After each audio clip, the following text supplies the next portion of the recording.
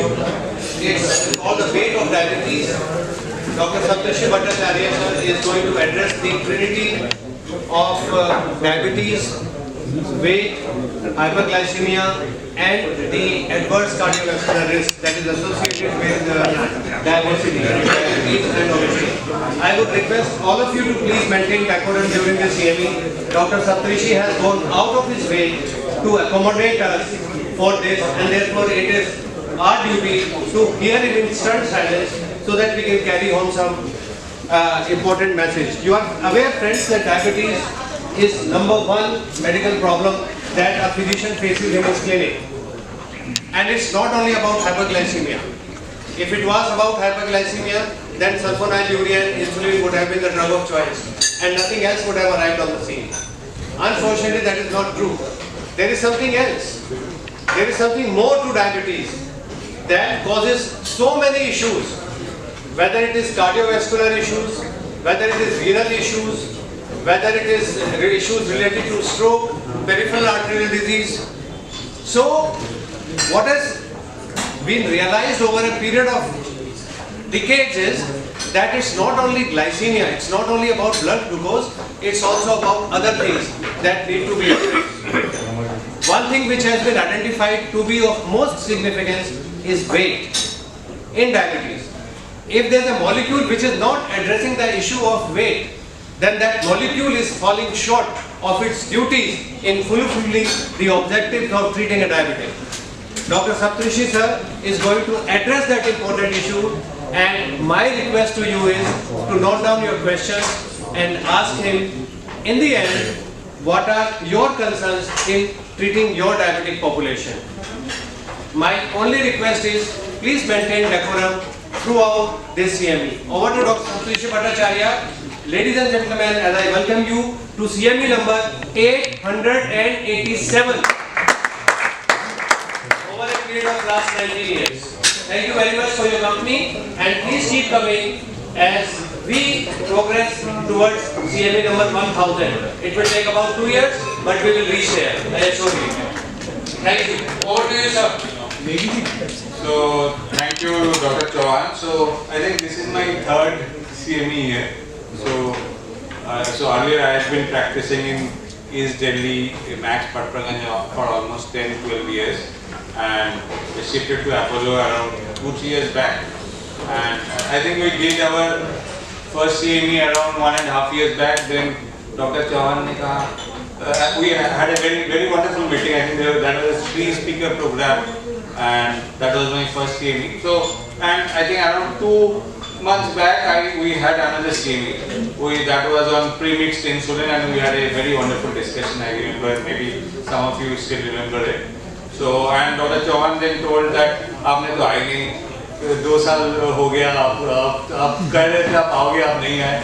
So I now am coming up to 1.5 months, and it's always a pleasure to be here.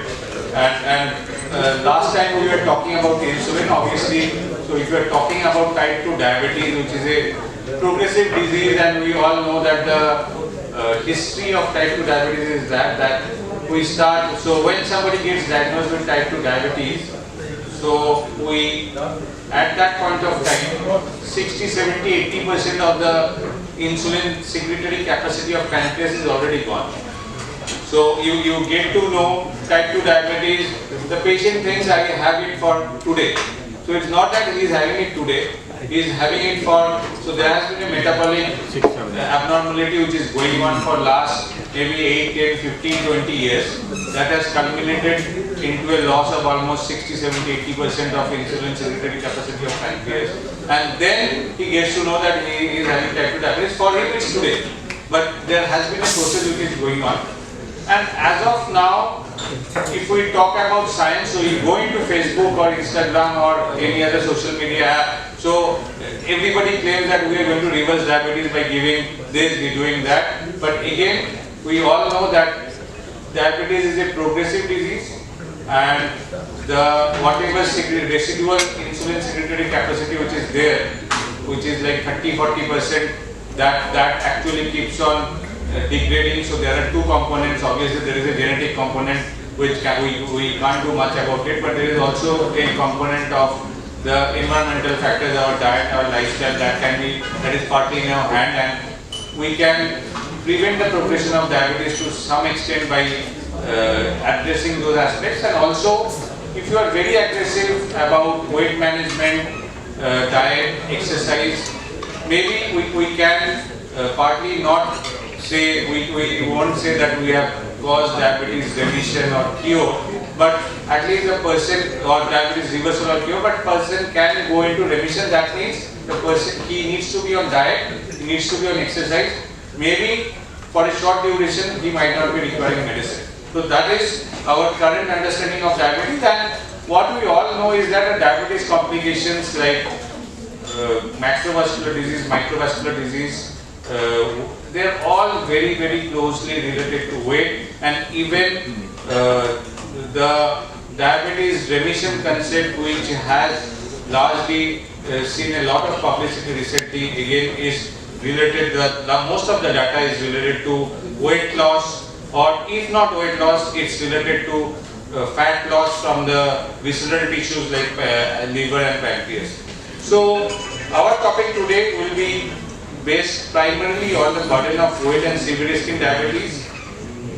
And if we are targeting early weight loss and CVRisk reduction in diabetes, whether we can prevent the complications and maybe, but possibly we can halt the progression of diabetes, and if somebody is lucky, maybe transiently can be off medicine. And if there is any particular molecule which can actually help it, and as of now, of all the molecules we have available in India, we know that there are so many molecules that have been launched. So last year's ADA, we had almost data published related to presentations related to almost 6 to 8 molecules which caused 50 to 20 to 25% weight loss, close to a bariatric surgery weight loss which is achieved. So but in India, whatever we have now, I think the oral semaglutide is the closest to what we have in terms of weight loss. So what we do now is we try to understand that how is diabetes, obesity and the cardiovascular disease complications are related. So what we know is that uncontrolled A1C, excess weight, so that's a dual epidemic. So we all know this. So 88% of people somebody who gets diagnosed with diabetes.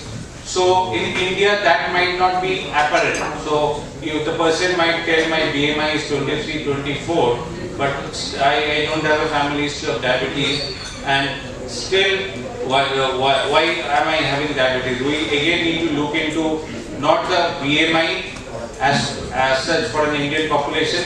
For an Indian population is the visceral adiposity which matters. So if somebody has excess of fat in the liver, excess of fat in the pancreas, excess of adipose tissue in the visceral organs, so that is something which is predisposing to diabetes. And again, some people, so BMI will maybe give more of an idea about the subcutaneous adipose tissue, but again might not be the best predictor for in an Indian context. And what we also know is that almost close to 80% of our diabetic patients are still not actually controlled. So obesity, which is apparently hidden in Indian context, is still playing a very significant role. And also at the same time, in spite of the best medicines we have available, in spite of the best doctors, so there are obviously multiple factors at play, starting from the patient's non-compliance to the type of medication we choose. So still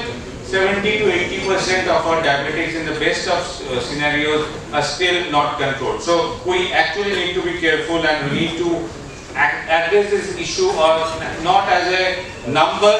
So it's not that HbA1c or the blood glucose value or the fasting value or the postprandial value will matter. We need to target it comprehensively, and it's a overlap between type 2 diabetes and obesity. Again, in Indian context, it might not be always apparent. So there are multiple factors which predispose to type 2 diabetes. There are multiple factors which predispose to obesity. There are some overlaps also. So type 2 diabetes we all know are linked to obesity. Even smoking plays a role.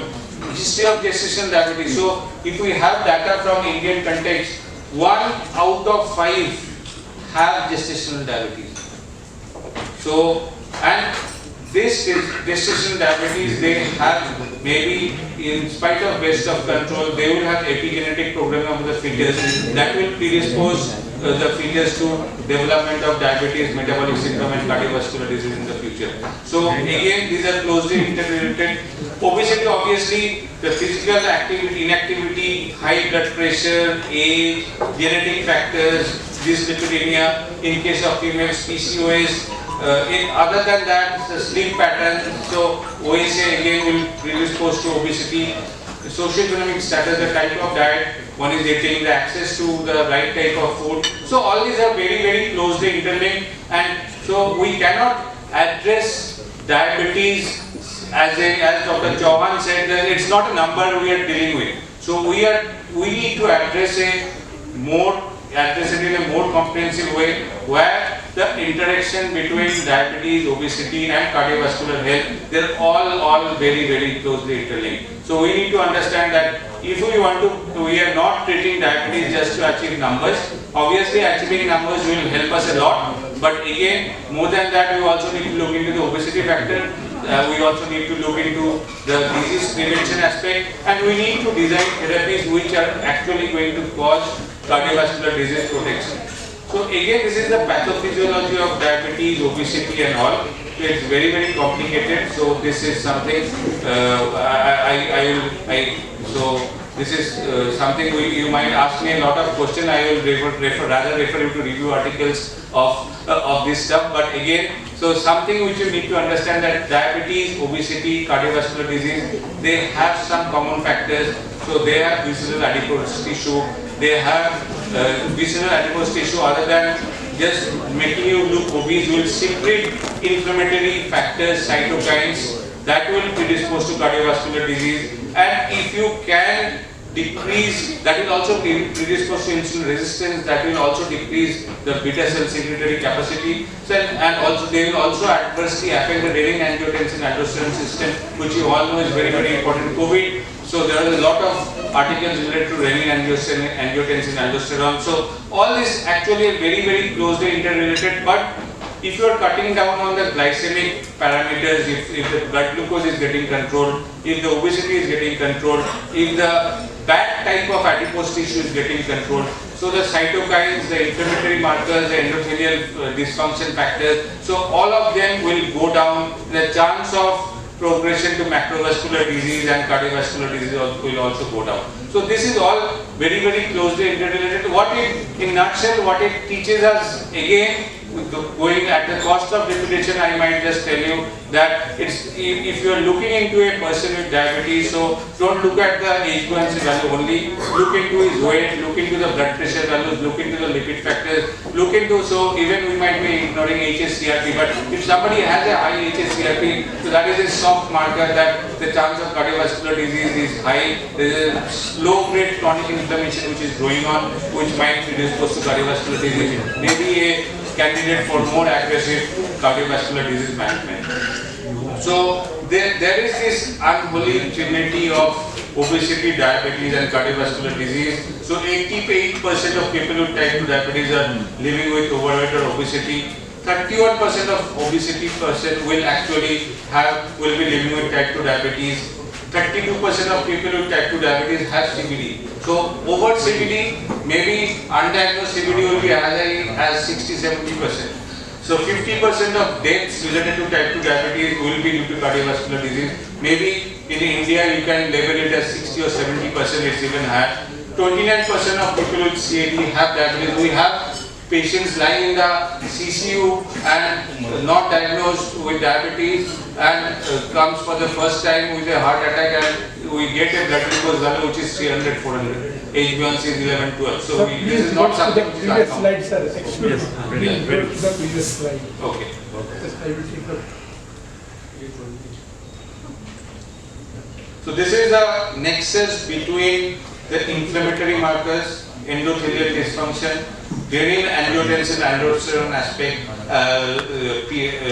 system, then so it's all linked together, and what I was telling is that 2/3 of deaths related to high BMI are due to cardiovascular disease, and more than 80% of people with CAD will have some amount of obesity or overweight, and even if it's not manifest, will have visceral adiposity.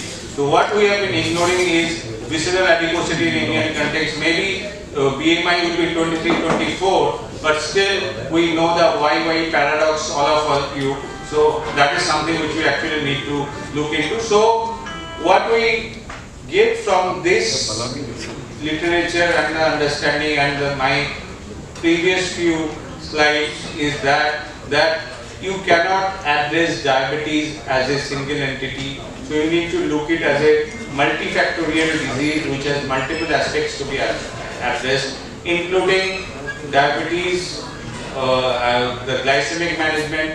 But again, we all know, so once we try to address the glucose issue, the weight tends to go up. So you give insulin, obviously the weight will go up. You give sulfonylurea, there will be a tendency to gain weight. You give pioglitazone, there will be a tendency to gain weight. So even if you are managing the diabetes aspect, but if the weight is going up, the chance of cardiovascular disease is going up. This is something which you need to look into. So it's a unholy combination. So we need to address diabetes, we need to address weight, we need to address the cardiovascular disease risk factors and related factors which can contribute to it.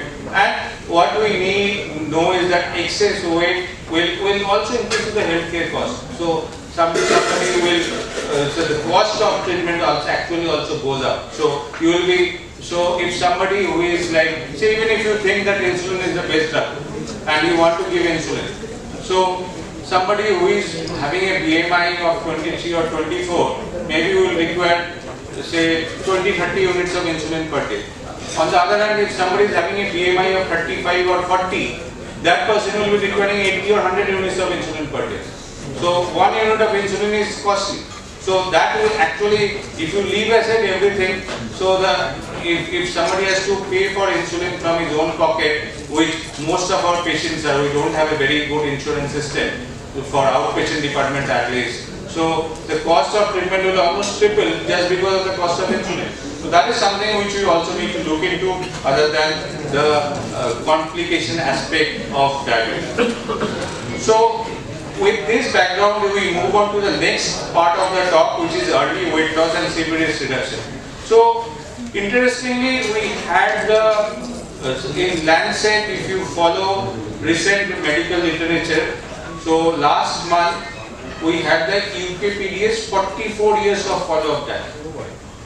So what we saw is that people who were receiving, so if we all know in UKPDS there are 3 groups. One group was randomized to diet, or rather 4 groups. One group was randomized to metformin, one group was randomized to sulfonylurea, the other group was randomized to insulin. So 30-40 years back we did not have these many medicines. We didn't have GLP-1 analogs, we didn't have SGLT2 inhibitors. But even then, what UKPDS tells us is that if you are going for early intensive glycemic control, even with very basic molecules, so that leads to cardiovascular protection and some degree of microvascular protection also, even after 44 years of diabetes. So this is something which we all need to look into. So if a person comes to our clinic, अच्छा एकदम से 6.8 है, चलो diet exercise करके 3-4 महीने देख देते हैं, वो 3-4 महीने नहीं आएगा, वो 3-4 साल बाद ही आएगा जब उसके A20 10-10.5 है. This happens in our clinic each and every day. But what is that? So if you start medicine, maybe something like metformin only, and then and you go for early intensive glycemic control, you are able to keep the A20 to 6.5. Maybe at some point of time you add something like a GLP-1 analog or an SGLT2 or a DPP-4 inhibitor. So that will also give him or her protection beyond 30-40 years. So the UKPDS trial went on for 10 to 20 years. So most of the persons who are actually randomized to the 3-4 arms of UKPDS, they did not have the glycemic difference between the intensive arm versus the standard arm after 20 years because the trial was stopped. And these persons were just followed up on a OPD basis. So the NHS has a good system of following patients up because everything is government regulated. So when they came for follow-up after 10 years, we had the legacy effect. So at the end of UKPDS, we didn't have a CVE benefit. So when UKPDS ended, there was a benefit in terms of microvascular reduction. There was small benefit in terms of macrovascular reduction in the metformin arm, only not in the insulin arm or the sulfonylurea arm. But mostly if you see into the UKPDS data, so there was no benefit in terms of macrovascular outcome, though there was strong benefit in terms of microvascular reduction. Then we had a 10-year follow-up data from those patients, and what we saw was that early intensive glycemic control. So for the next 10 years, these two arms did not have any glycemic difference. So once the trial was stopped, the HbA1c values for both the arms were similar. So in spite of that, after 10 years of follow-up with no benefit in terms of, no difference in terms of glycemia, in spite of that, the person who went into early intensive glycemic control, they had microvascular and they also started having macrovascular benefit. So in early intensive glycemic control, a trial might not show macrovascular benefit initially, but if you follow these patients up, they have actually macrovascular benefit. So that we all know is called the legacy effect. And so in Indian terms, we might tell it the metabolic karma. So a term proposed by Dr. Sanjay Kalra, which many of you might be knowing. So he said that is how in the Indian context you can see it. So how you control your diabetes in the early part. So a person comes with at 25-30 years, we tell अच्छा don't do anything, चलो देख लेते हैं control हो जाएगा, ये हो जाएगा, इतना कम उम्र में diabetes हो गया, क्या करना है?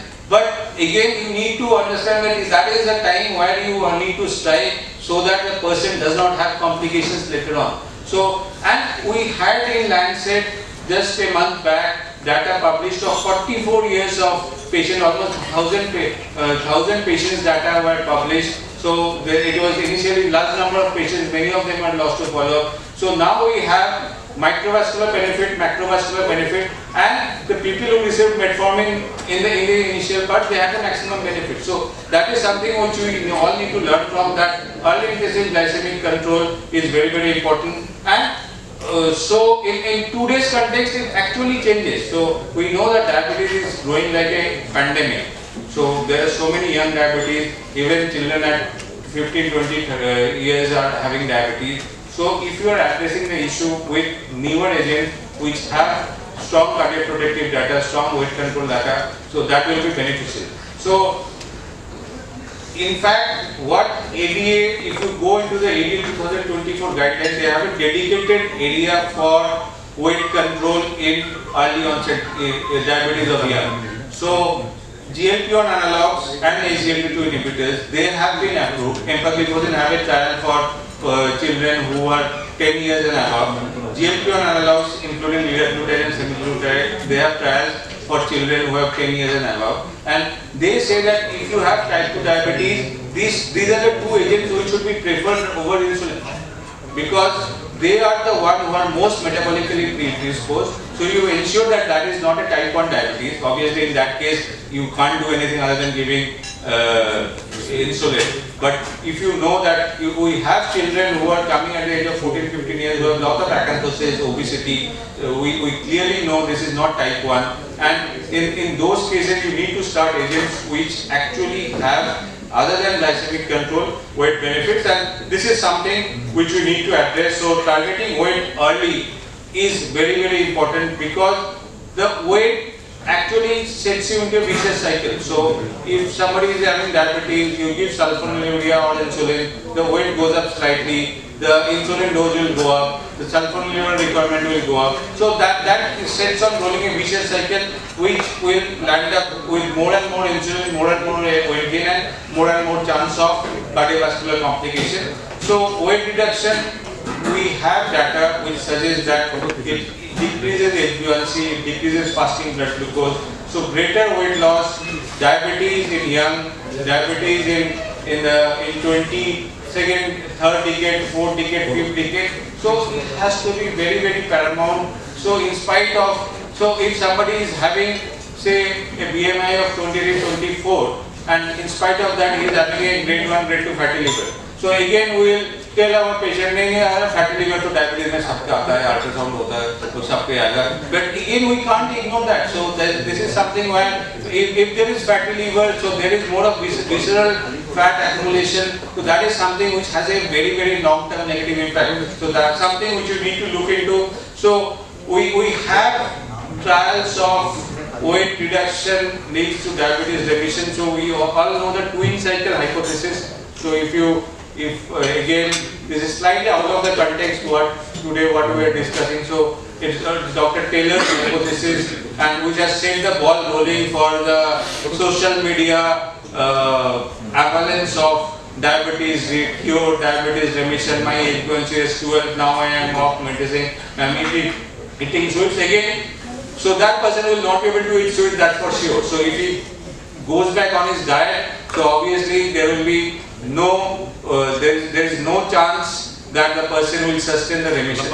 So what Dr. Taylor's trial in UK, there are multiple 4-5 series of trials, in one of them was direct. So what it showed briefly was that if you have more of subcutaneous fat, so after some time there will be some amount of hepatic fat accumulation, so you will have fatty liver. That partly increases the insulin resistance, and again after that there will be some pancreatic fat accumulation. So the pancreatic fat accumulation will cause the insulin secretion to go down. So what twin cycle hypothesis tells us is that, so if the person goes into a very low calorie diet for 2 to 3 months, that's what all his trials show, then what you see is that the subcutaneous fat goes down, the hepatic fat goes down, the hepatic insulin resistance goes down, even the pancreatic insulin secretion goes down. So the pancreas, which had stopped secreting insulin because of pancreatic fat accumulation, that restarts secreting insulin to some extent, and the person can be put off medicine for some time, but if he goes back to his normal dietary pattern, so again it will take maybe 2, 3, 4 months or 6 months for the pancreatic fat accumulation to occur again, and he will again be back on medicine. But if the person stays in maybe a sort of calorie restricted state of 300-400 calorie deficit, we can maybe maintain that balance of not having pancreatic fat accumulation. But again there is a caveat that if somebody, so many of my patients come that मेरा तो insulin चल रहा है 15 साल हो गया sugar, अब वो तो फेसबुक में तो मैंने देखा कि यहाँ पे वो कह रहे हैं कि मेरा शुगर ठीक हो जाए, नहीं ये करो तो शुगर ठीक हो जाए. But again you need to understand that once that process of pancreatic fat accumulation sets in for more than 4-5 years, so what happens is that there is some amount of pancreatic beta cell apoptosis that takes it. So if you are actually trying to reverse diabetes after 5, 6, 10 years, so because of the pancreatic apoptosis has set in because of the fat accumulation and the inflammatory process that has occurred with it, so you will not be able to reverse it.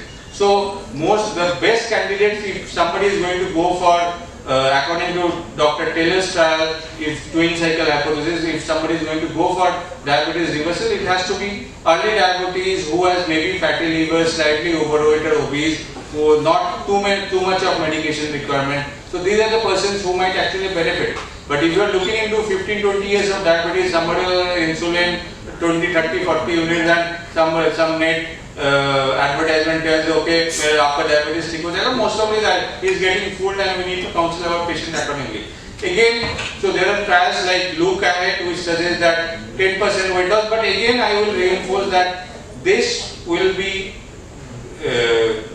applicable only for patients who do not have diabetes for very long duration.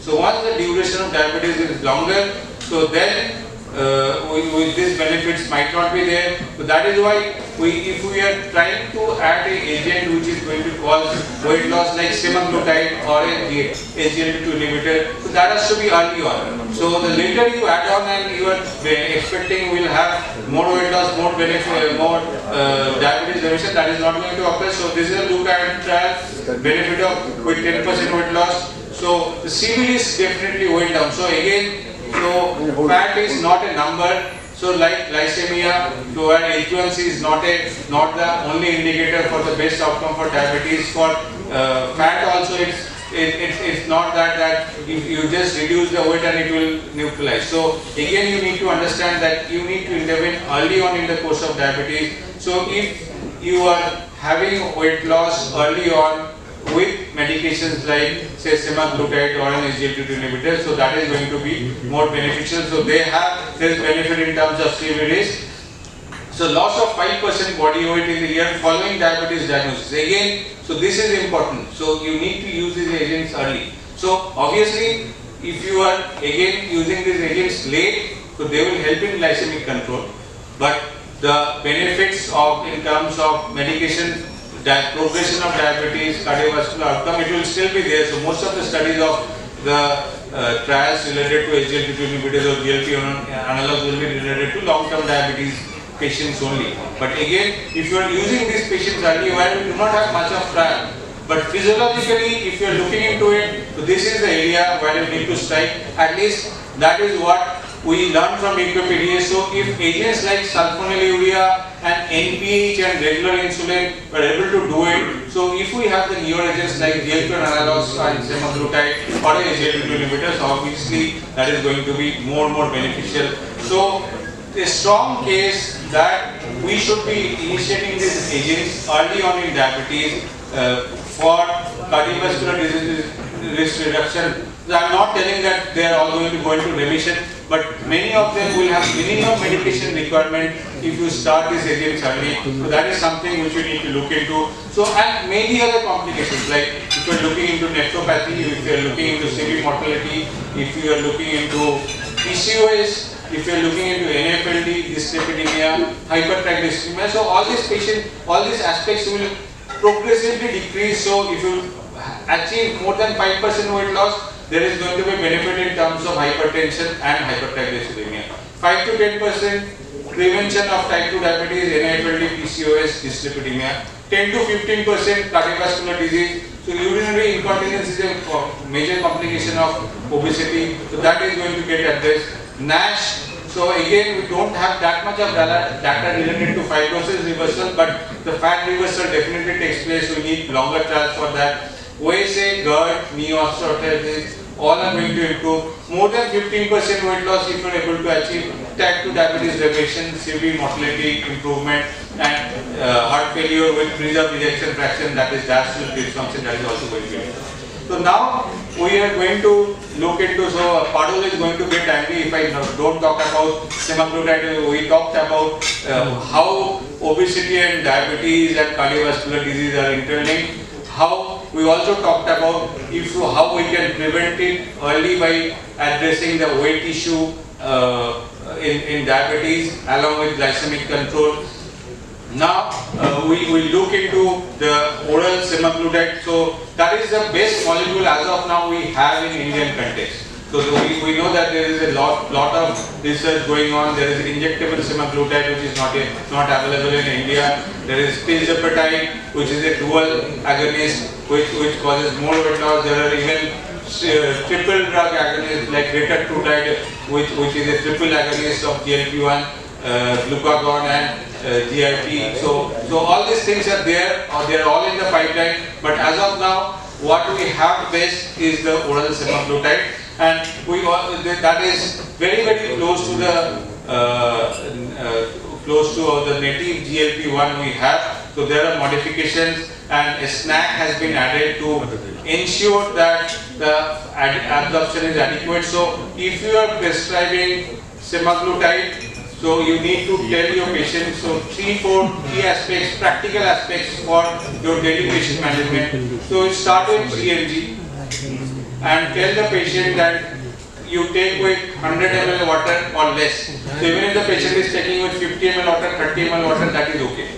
But should not be more than 120 ml of water to take with. Should not be taking anything for next 30 minutes. Tell clearly your patient that don't expect any major benefit with CMG. This is only to help you get used to the molecule. So once the patient, so by the literature, it's a 1 month gap. But if you are confident that there is not much of history of GI complication, you can say that you can shift to 7 mg after 10 or 20 days. You don't have to wait for 30 days because this is a costly molecule. The patient, by the time they will reach 14 mg after 2 months, and they have already spent 20,000 and they have not seen any effect, they will tell Dr. Sahab, आपने तो ये इतना महंगा दवा शुरू किया कुछ हुआ ही नहीं. So obviously, so this is something which you need to individualize. Somebody having a history of GI side effects, you build up the dose gradually. Somebody doesn't have any GI side effects, tolerating the dose well, you can make the transition earlier. So 3 mg after 10 or 20 days, don't say get shift after 14-15 days, it's a 300 rupees tablet after all. So आप 15 दिन बाद बोलो वो कहेगा कि doctor साहब मेरा 5 mg 7 mg का तो 5 टैबलेट रहेगा उसको क्या छोड़ फेंक दूँ, that is 1500 rupees loss. So again, so give it in numbers of 10, that it comes as a pack of 10. So after 10 or 20, depending on the patient's tolerance, GI acceptance, you can keep on increasing the dose. So 7 mg will give you glycemic control, will not give you much of weight loss. The dose 3 to 7 mg you will see some amount of glycemic control. Weight loss you will start seeing at 7 or 14 mg. So again you need to, if you are starting a patient on oral semaglutide or Ribelsus and telling them, I am starting a medicine, this will help you decrease your insulin dose or decrease your medication requirement, will help you lose weight. Tell them, don't expect much unless you are taking 14 mg for 1 month. So and 14 mg will be, as per the literature, that person will be reaching after 2 months.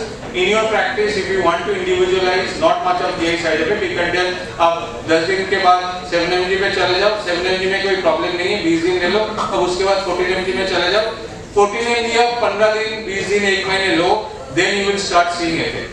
Again, you need to tell clearly, early morning, empty stomach, only with 100 ml water, 50 ml water is also less, 30 ml water is also okay. So it's not that 100 ml water is compulsory. Nothing for next half an hour, not even extra water. So after that, you can, so once the person is on 14 mg for 2-3 months, you will start seeing a benefit.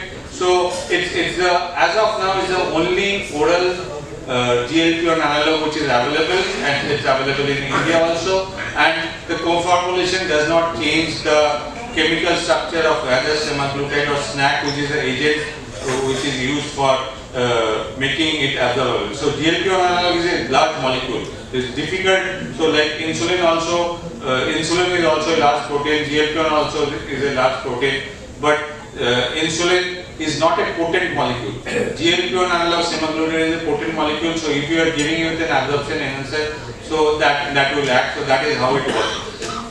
So there are almost data from 12,000 patients of combined placebo and semaglutide, out of which almost 6,500 patients received semaglutide, and multiple clinical pharmacology trials, very robust data.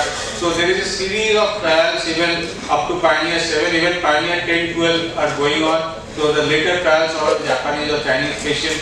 I hope that Novo will have a dedicated, so we have dedicated trials for Japanese patients in Pioneer 9 and 10, 11, 12 will be for Chinese patients. I hope 13, 14 will be someday for Indian patients also. So compared with placebo, compared with other GLP-1 analogs like liraglutide, compared against dulaglutide, compared against SGLT2 inhibitors, so it does well in terms of weight loss as well as HbA1c reduction for all.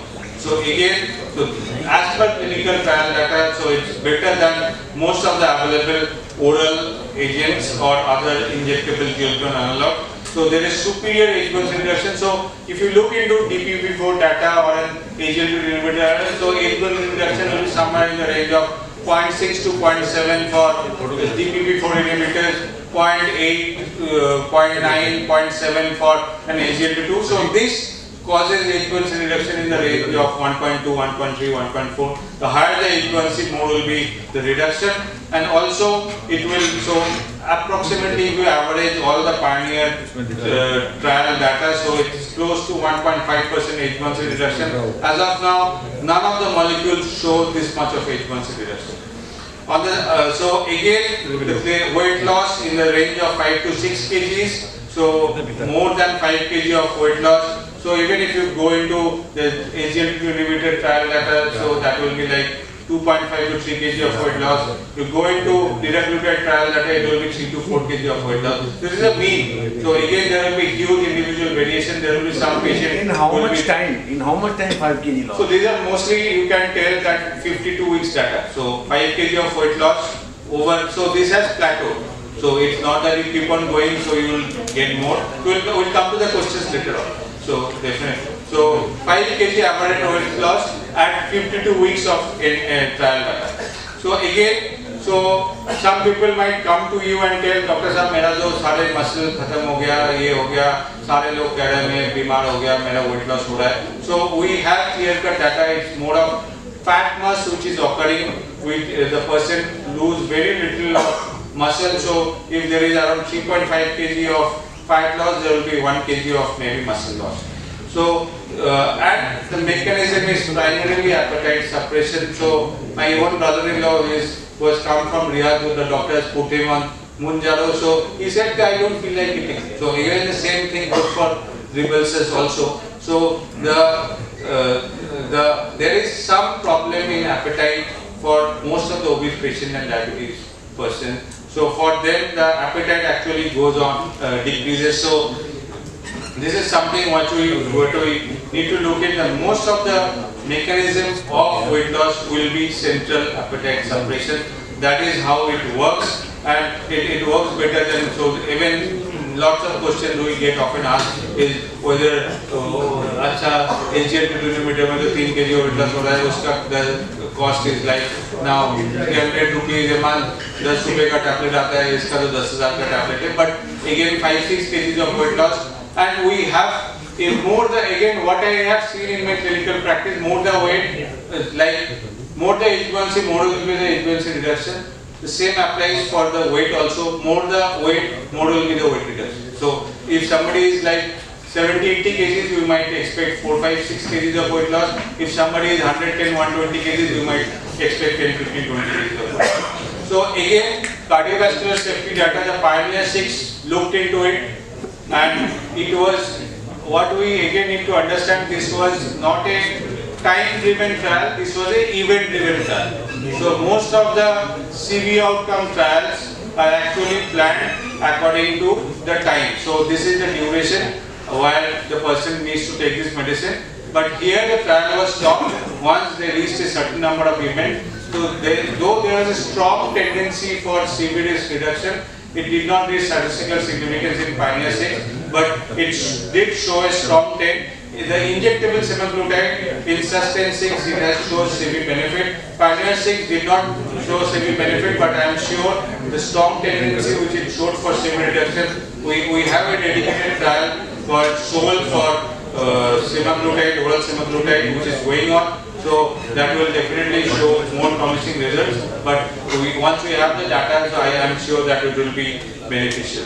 So Pioneer Real India study also, so again H1C 8.9% was baseline, 90% was started for achieving better glycemic control, 1 in 5 was started in oral semaglutide within 1 year of diagnosis, 1 in 2 had CVD, and what we see was that all of them benefited in terms of H1C reduction and weight reduction.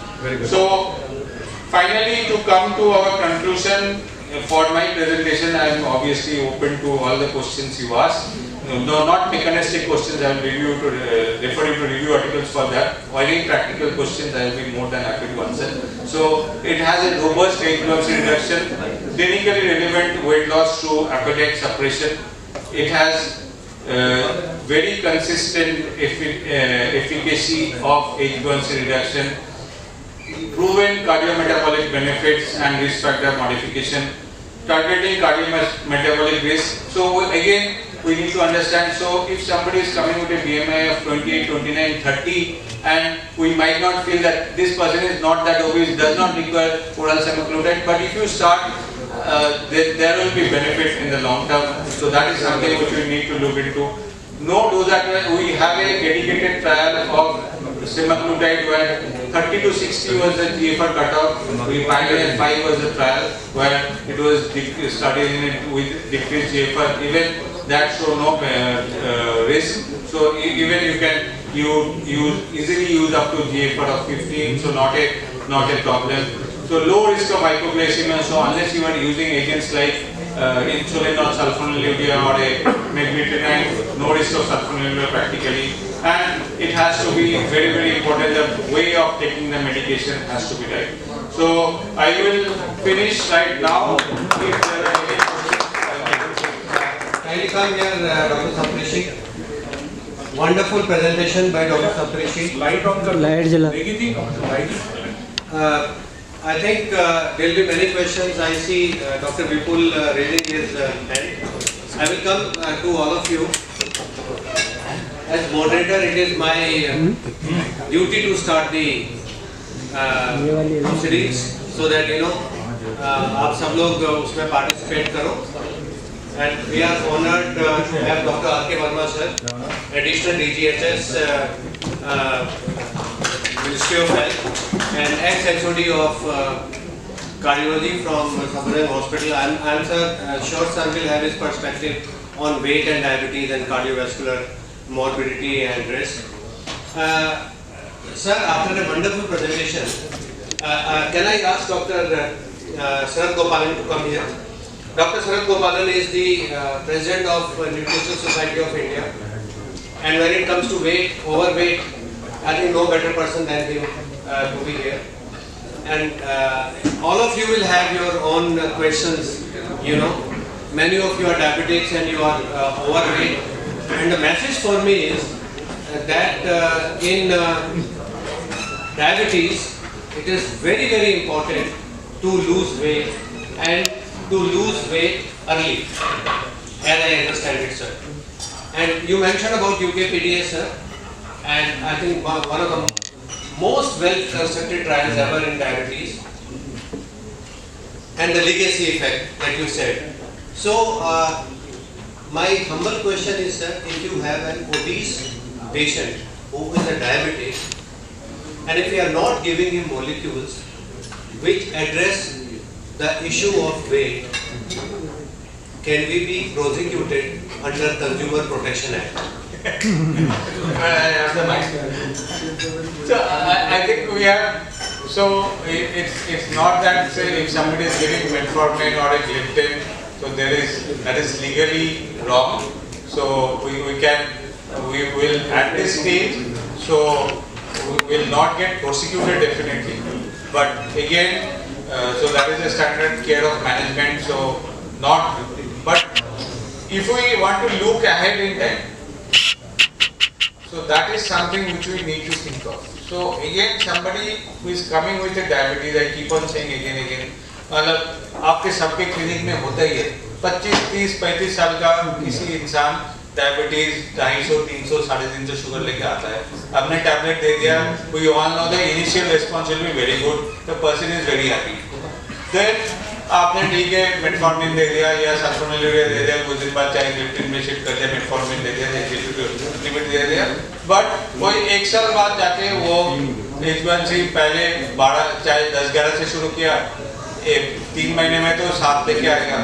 फिर 1 साल बाद 8.5 होगा, 2 साल बाद 9.5 होगा, 5 साल बाद 10 होगा. So I think we need to address that issue. So again, this is something which we need to prime ourselves, prime our patients, that we need to prime them in a way where we need to make them understand about the. मेरा 7 में आ गया, अगले बार में मैं 12-13 कर लूँगा मीठा खा के, मेरा अगले बार 7 पे आ जाएगा.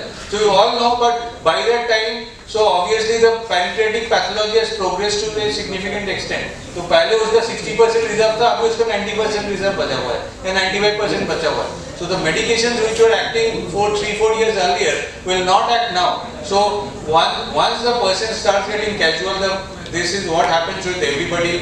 एक करके मेडिसिन बढ़ता रहता है, तो उसके बाद 10-12-8-10 साल बाद में जाके इमीडिएटली इंसुलिन का रिक्वायरमेंट आ ही जाता है. So there is a total insulin loss, mode of glycemic fluctuation, autonomic neuropathy, diabetic neuropathy, cardiovascular disease complications.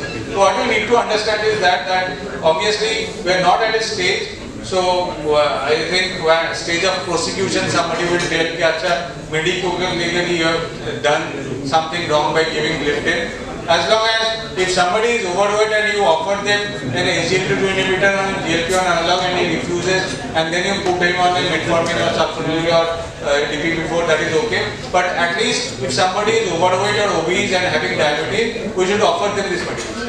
It's for them to refuse. So you document that we have discussed this option, the person has financial constraint, could not take. Sir, you yourself mentioned that in ADA guidelines of 2023 and 2024, there are two features which stand out. One is the issue of ASCVD and second is the issue of weight. So they have given dedicated guidelines for that. We understand, and even EASD is in agreement with this. And the class of recommendation is almost class 1A, if I am not mistaken. Sir, I want to ask you, practicing in an endocrine clinic in Apollo Hospital, which is a tertiary super specialty hospital, has your usage of sulfonylureas and insulin gone down in the wake of arrival of newer molecules since 2015, namely the DPP-4 inhibitors, the SGLT2 inhibitors, and for the last 2 years, this wonderful arrival of the molecule called riboside? So your comment on that. So I think, so maybe, so I finished my DMA from Cmes in 2010. So almost all our patients on diabetes were on either metformin or a sulfonylurea. Very rarely we used to give 5-liter or insulin. So now in our clinical practice, DPP-4 inhibitor has the advantage is that it's a very well tolerated molecule. But again, it's a very neutral molecule. It does not cause harm, it does not cause benefit, it will obviously achieve glycemic control. So, but it will not offer the additional advantage of CV protection or nephroprotection or a protection from NAFLD or weight gain associated with diabetes that occurs with the GLP-1 analog or the SGLT2 inhibitor. So, we need to strongly consider this molecule ahead. So even the ADA, EASD, all of them are in agreement. So the H1C value does not matter. So if a person comes to you, has a ejection fraction say of 45%. So in spite of whatever happens, so H1C is 6.5. So even if you don't start the cardiologist, you will start a DP4 inhibitor. So that is something which is recommended. So you should start. So all at the same time, if somebody is having an ASCVD and comes to you, controlled on metformin or gliptin, H1C is 6.5. So you should at least offer that there is a better molecule which can give you cardioprotection in terms of ribulses. So that should be offered. So if the person, it's for the person to refuse. But if you are not offering from your side, you are not giving the patient adequate information. So अगर कहते हैं नहीं doctor साहब मेरा तो 10,000 रुपये महीने का मैं नहीं दे सकता, तो let them you document that the option of ribulses was discussed, the patient refused for financial constraint. Oral में तो benefit documented नहीं है पर. See again, so if we have the combined oral and if you go into hardcore evidence, I will agree with you. The Pioneer 6 did not show a benefit, but again, as I mentioned, Pioneer 6 was an event-driven trial.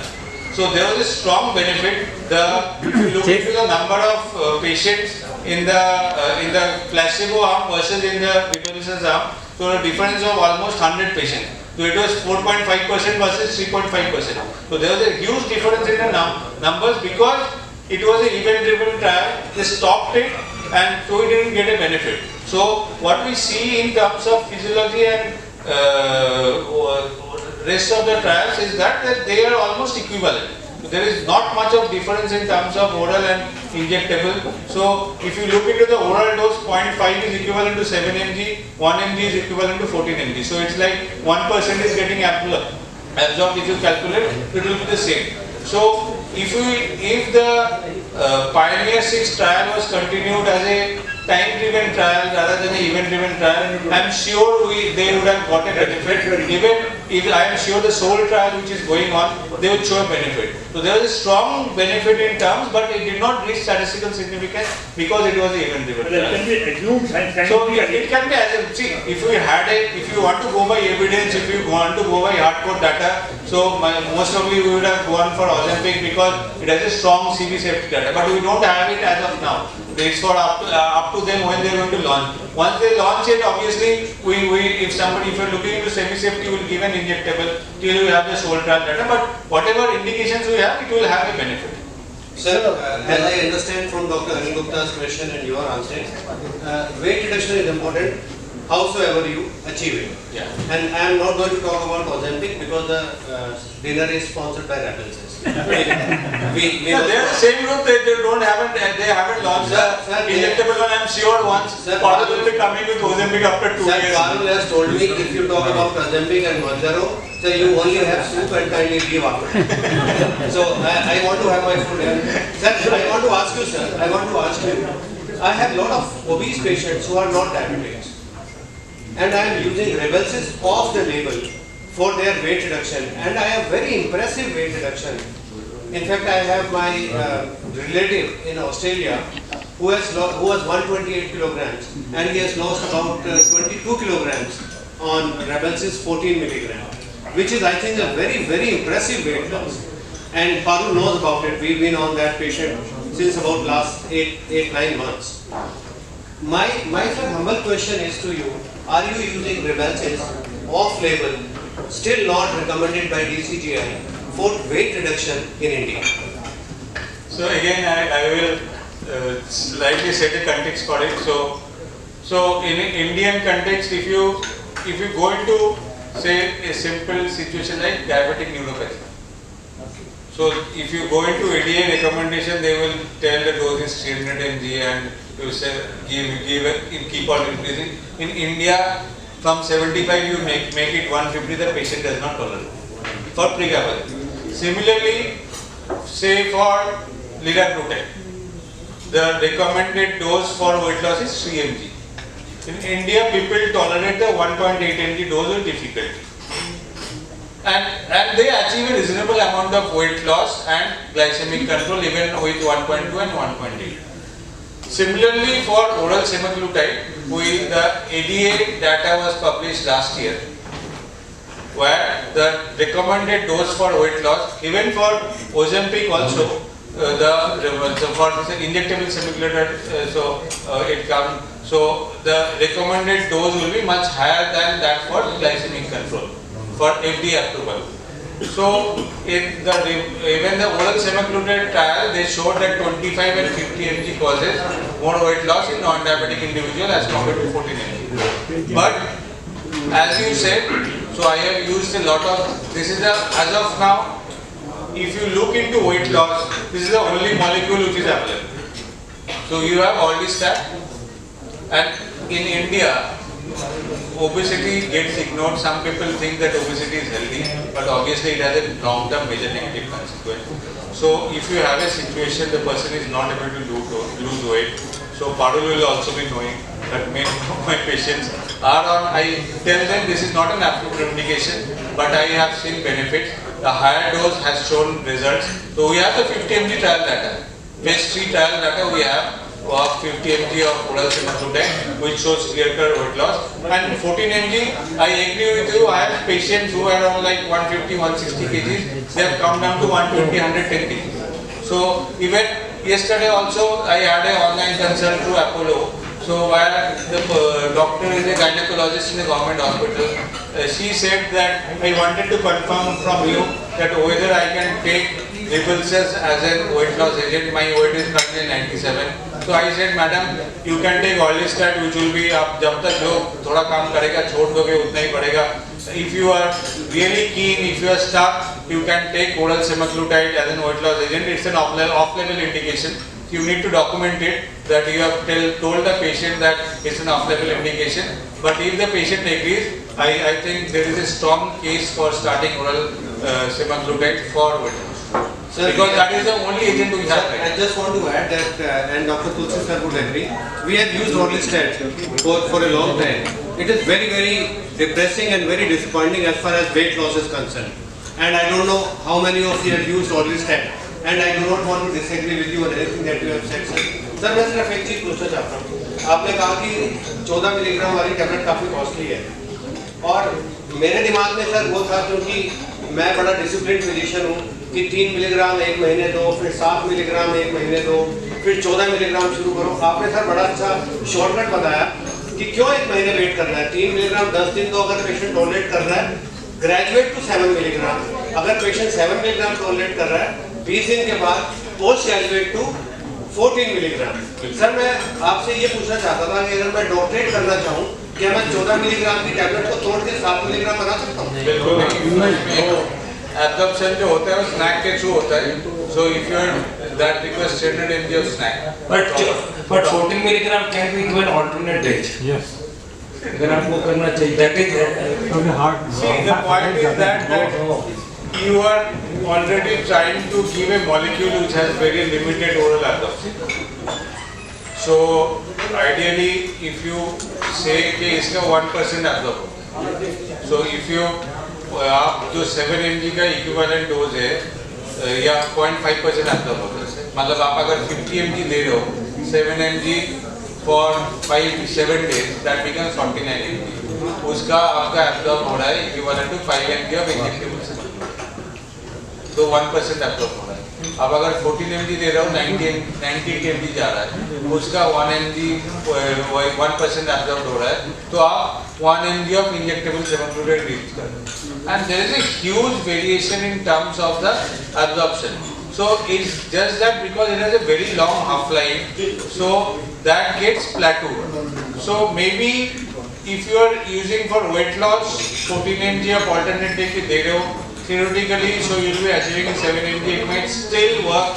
But if you are giving 14 mg on alternate days, so there will be वो जो steady मतलब the way of thyroxine अगर हम कहते हैं कि अच्छा आपका अगर 100 माइक्रोग्राम एक दिन मिस हो गया, आप नेक्स्ट डे 2 टैबलेट ले लो. Because it has a long biological half-life, not actual half-life. Biological half-life is longer because the effect on the tissue is longer. So similarly for oral semaglutide also, so already a tablet which has a difficulty in absorption, तो आप उसको मतलब 7 mg is an inadequate dose. मतलब वो आप अगर weight loss के लिए यूज करो तो नहीं होगा, शुगर के लिए फिर भी चल जाएगा. But maybe if you can achieve some benefit, थोड़ा सा cost benefit patient को होगा. बहुत ज़्यादा cost constraint है and the person is not ready to take injectable in any way, you can still try 14 mg alternative. But as of now in my practice मेरे 200, 250, 300 के ऊपर patient triple के ऊपर होगा, so I haven't given it on alternative. So I tell that this is a costly molecule. If you are ready to take it, I will give it. If you are not ready to take it, I will not give it. But it will have long-term benefits in terms of weight, in terms of NFLD. If somebody has an OSA, that will benefit. If somebody has a PCOS, that will benefit. If somebody has an osteoarthritis, that will benefit. If somebody has a cardiovascular disease, that will benefit. अब अगर cost का issue नहीं है, आपको ये 14 mg daily देना चाहिए, वहाँ पे पहुँच के आपका maximum benefit होगा. अब अगर cost का major issue है, तो there are options like we have the generic versions of liraglutide also available. So maybe that is another option. So if that is a strong, cost is a strong concern. Dr. Bhattacharya know me very well. I'm a pediatric gastroenterologist. I worked in Apollo for 16 years, and now I'm not. But my question is very, very specific. Number one, does type 2 bear entities like type 2 DM and MODI in the pediatric population?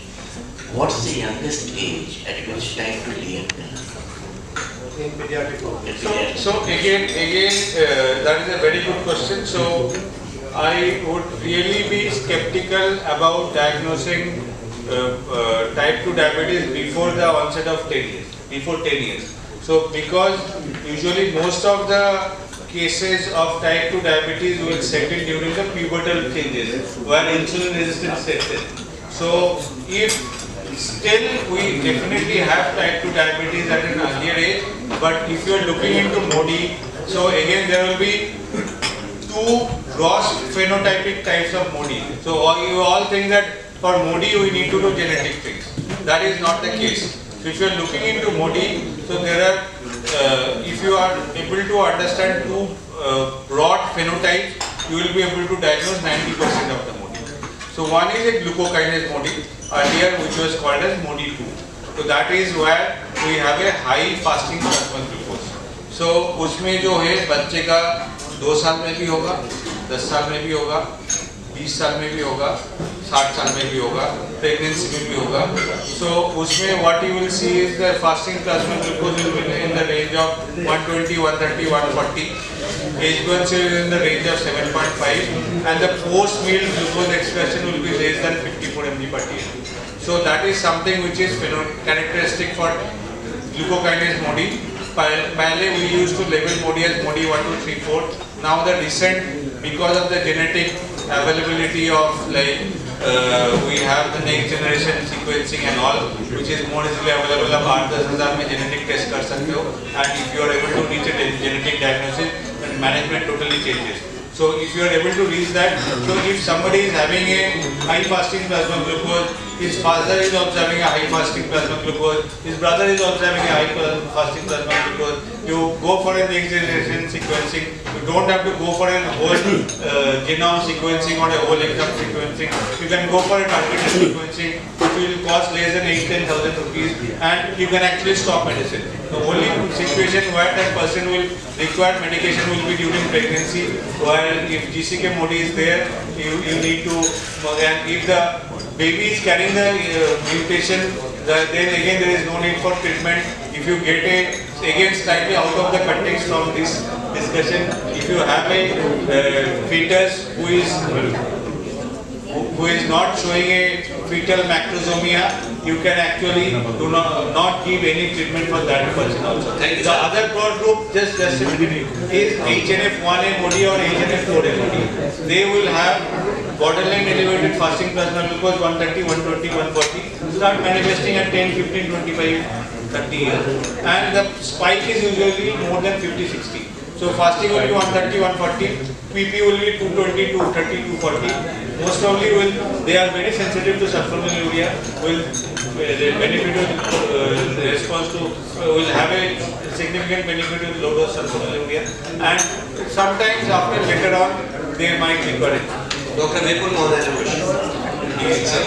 So we discussed about off-label prescriptions.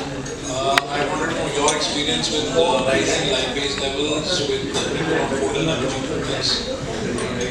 With 14 Yeah, and the other thing is reintroducing semaglutide, mainly Rybelsus, after a gap. Decrease. Can't hear you. So again, rising amylase lipase levels are, if you go by the drug level, say drug monograph, so you don't need to routinely do it. So because there is a problem that most of the medications, most of the laboratories, somebody goes and comes to you with a series of tests where 50 tests has been done as a part of a package, and you see a amylase of 100 and a lipase of 120. So unless it goes above more than 3 times, you don't really need to hold it. So again, so the lipase is something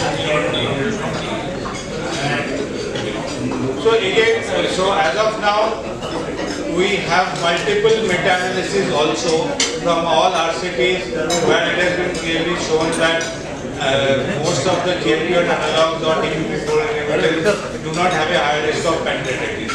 Diabetes itself is a situation that predisposes to pancreatitis. So unless it's more than 3 times the upper limit of normal, so you really don't need to think about it. So if the lab cutoff is showing 60 and it has gone up to, lipase has gone up to 200, you really need to think about it. But if it's like 100, 120, 130, which we see in most of our practice, I think we can improve it. So there is no data to suggest that you need to stop a stop the GLP-1 analog at a amylase or lipase, and there is no recommendation of monitoring. Reducing symptoms or reintroducing. So I again, so if you are restarting, you need to start from zero, because the case side effect is going to be equally more.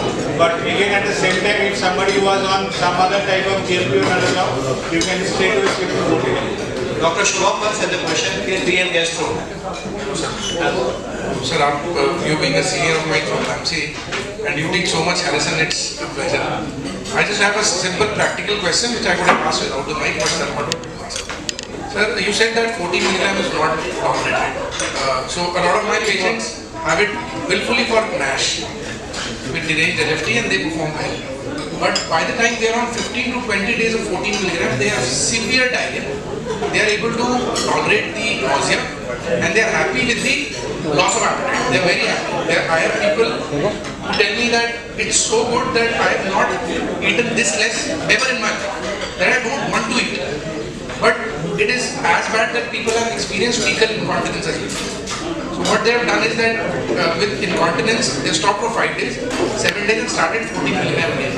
Again in 20 days they had similar, and they have created a pattern for themselves. So I have 20 patients now who have this pattern who are diabetic, NASH, who are doing well, losing weight. So is it because of the long half-life that they are able to weather out 5 to 7 to 8 days? By the time they get normal, they start again on 14. And whether that will work and is it recommended? Because I could not get any data anywhere or I could not read. So I think diarrhea will be a side effect which is there. So it will be a side effect of not a very often reported side effect, but again it's a non-side effect. So I would rather suggest that you shift them to 780 for 2-3 months and let them settle them on 780 daily. Then once they start tolerating 780 daily, then very good. Very good. But I would suggest that you continue on 7 for a longer duration. So this can happen. So this is again related to the long half-life. So once the person starts taking 14 mg, it reaches a higher steady state level. So that person started causing GI side effects. That can happen. So once it, so I would suggest that you continue on rather than 7 दिन ले लिया, 15 दिन ले लिया, 7 दिन बंद कर दिया. Let them on settle on 780 for 2-3 months. It will still give some benefit. Once they are absolutely okay on 780, because the GI side effects will settle in time. So then you try to shift the tolerance will develop. Yeah. Dr. JPS Tulsi sir has questions for you. Some very relevant questions. And sir has promised to ask them in less than 30 minutes. You said 30 minutes? 30 seconds. Anyway. 8 minutes, 0 लगा दिया. 0 ज़्यादा लगा. Okay. So Dr. Bhattacharya, what a nice talk on dialysis and diabetes in general. So several CVOTs have shown that GLP-1 agonists reduce Cmes, reduce the kidney outcomes, slows the decline of the EGFR, CV net, and all cause mortalities by whopping 24%. So the profound clinical impact on heart, kidneys, and life as well. So these are compelling indications to prescribe GLP-1 agonists. Most of our patients, especially patients who are obese, whether they are diabetics or non-diabetics. I would like to ask Dr. Bhattacharya, for the sake of all of us, the mechanism of action here, how do GLP-1 agonists or dialysis help? We know they are multifactorial. Can you tell us, sir?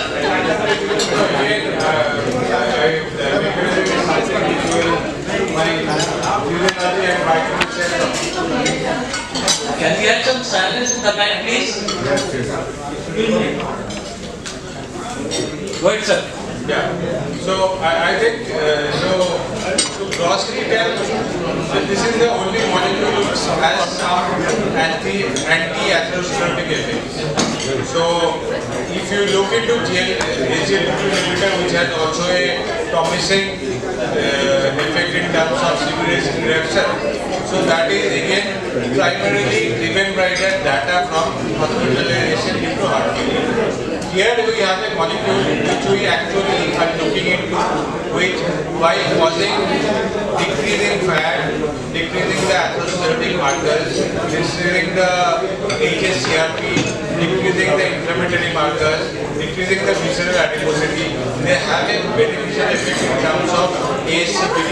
And as of now, other than statin, maybe this is the only molecule which will have some benefit. Chauhan, can we have some decor at the back, please? So much of noise. What is this? Need decorum, please. All the ladies are talking there. Ladies will not talk henceforth, sir. Very good. Ask your question quickly, sir. He is replying. He is replying. Go ahead, sir, go ahead.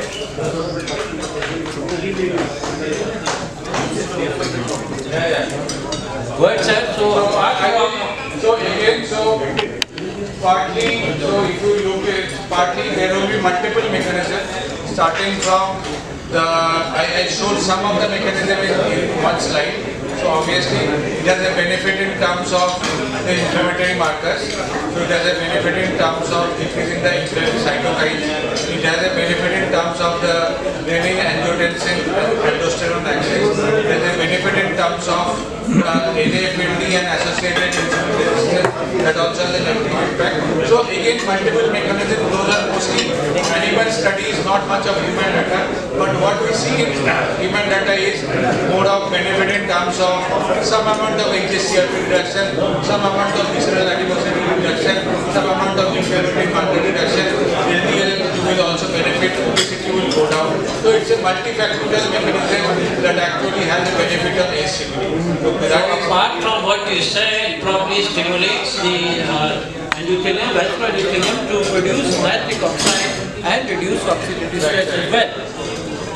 Yeah, okay. So let's talk a little about the two recent trials, the Oasis trial and the Pioneer Plus trial. You briefly mentioned about them. Let us talk about these two trials. Higher doses, 25 to 50 milligrams of oral semaglutide achieved as good results as the subcutaneous ones. So again, I think so.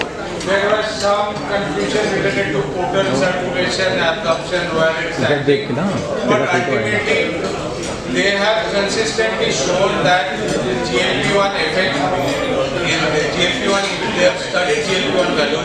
So it's similar for injectable and oral. So whatever the injectable is achieving, there is no reason the oral will not be achieving. So I think that if we do a properly conducted trial with oral semaglutide also, we'll be able to achieve that. So what was also so important was there were no additional risk factors here. See, in patients who were on higher doses. So again, so the most promising aspect was that usually the GI side effect plateaus. So if somebody is having whatever GI side effect is occurring with 14, so even with 25 mg or 50 mg, even if we have a dual agonist or triple agonist, it's not that the GI side effect tend to, overall side effect will be like 15, 20, 25, 30, 40%. If you go very broadly, so maybe 70-80% will have, major will be like 10, 15, 20, intolerable will be like 10% or so. So that model is remains. To conclude, Dr. Saptarshi. Dr. Rakesh, my last question. To conclude, let me ask you about a very novel case of DILI. DILI is a drug-induced liver injury. Normally, with this drug, we do not expect any hepatobiliary events, as they are not metabolized in the liver or hardly metabolized in the liver. Are you aware of this 51-year-old Asian gentleman who had DILI with tribal cells, multiple biopsies proved there could not have been any other etiology? So we need to be aware of this. Thank you, sir. Thank you. Just to mention what Dr. Tulsi sir said. I swear, Dr. Tulsi sir, I have myself encountered a case of eosinophilic hepatitis with peripheral eosinophilitis evidence to it. We had to show that patient to Dr. Amrish Mittal sir, and there was a lot of issues, and I brought it to Parul's attention also that there was eosinophilic hepatitis. Are there any reports? And she went to the literature and she said there are very, very few reports of eosinophilic hepatitis. And the reason which was searched out, and I myself searched out, was that eosinophils, they have these GLP-1 receptors on them, and these GLP-1 receptors, say it's a GLP-1 receptor agonist, and therefore they can activate this receptor on eosinophils, and they can cause very, very severe eosinophilia, peripheral as well as eosinophilic hepatitis with very severe transaminitis. I had sent this case to Dr. Amrish Mittal sir, and I had to get approach of Dr. S.K. sir to show that patient. It was a super VIP patient, wife of an ex-DGP. So, and I was treating her. So at times there are problems. So with this drug we have to be at times very careful. Dr. Rakesh Verma sir's question. I'm a cardiologist, but I came to hear you because I wanted to know something more about diabetes. But if a patient is having a diabetic diagnosis, normal weight and euglycemic, are there any additional advantage for which I should prescribe semaglutide to this patient also? So again, I'm repeating my question. A patient with normal weight, normal BMI, diagnosed with diabetic, well maintained on ABC or medicine, and active. Would he derive any additional benefit by addition of the semaglutide? yes. So the answer is clear cut.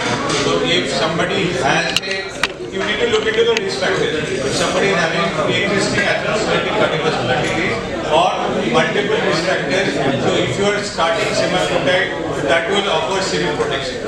So my question was he is already euglycemic on oral medication as of and already is well settled on oral glycemic. Would you additionally add? Glycemia does not matter. Not overweight. Not overweight. Is normal weight. Normal weight. So again, normal weight. Normal weight active. I have a lot of patients. So what will you label as a BMI? Around 24-25. So if a BMI of 24-25, if you are giving semaglutide, so that will offer additional severe protection. So there is obviously enough. Is that protection enough to compensate the additional medicine in the terms of cost and side effects? That's why a doctor mentioned that his patient has severe diarrhea. You know, all senior activity having diarrhea. So that will be like if you are prescribing to 100 patients, so 10, 20, 30% will have some side effects. But if that is a very large number. 10, 20. So I am not telling everybody will tolerate it. But if the person is able to, even at 24-25 BMI in an Indian context, by definition is overweight. So he will have a lot of overweight adiposity in the liver. So if you do an ultrasound, you will show a grade 1 or grade 2 fatty liver definitely. And that person, if you by definition will benefit from oral semaglutide, so in terms of long-term outcomes. Dr. S.K. sir has the last question, and then we are going to cut the cake for Dr. Abha and Dr. Lalit. So happy marriage anniversary. That is a very difficult practice to do in practice. Again, आप उनको समझा नहीं पाओगे अचानक से हम क्यों दवा बढ़ा रहे? But if you go by the long-term outcome trial, so it has a benefit. Bhattacharya, excellent talk, excellent update on the semaglutide and the I am teaching hyperthyroidism. All these patients are obese, not because of hyperthyroidism, but when they are genetically overweight. And they are taking medicine, they are taking Bhattacharya, but they have fatty liver ultrasound. And they have visceral obesity, as we all know. HbA1c is around 6.5. And on that, if they can afford, they will provide like reverses with the very efficient. And it's a very difficult thing to address about the patient and convince him. Convince him to take the medication. See, again, if you go by the trial data, so first of all, we need to have a lower threshold for BMI in Indian context. It's difficult to compel the patient to do it, difficult to make him understand whatever sir told is very understandable. If H1 is 6.5, BMI is 24-25, you will tell, even if I tell the person to take semaglutide, you will tell, अच्छा मेरा तो सब कुछ ठीक है मैं क्यों लूँ? I appreciate the But I totally agree with that. But if you go by the clinical trial data, Thank you, sir, there once is again. still actually benefit. So it's a different aspect to make him understand. Thank you very much. If you think in terms of evidence, We are so grateful to you. I know if we have questions for next half an hour, it will keep answering, but we have to be human. And therefore, I think we must call it a day. Give a big hand. Give a big hand to Kumar and also to the wonderful sales team of Revelses to salvage this CME for us. And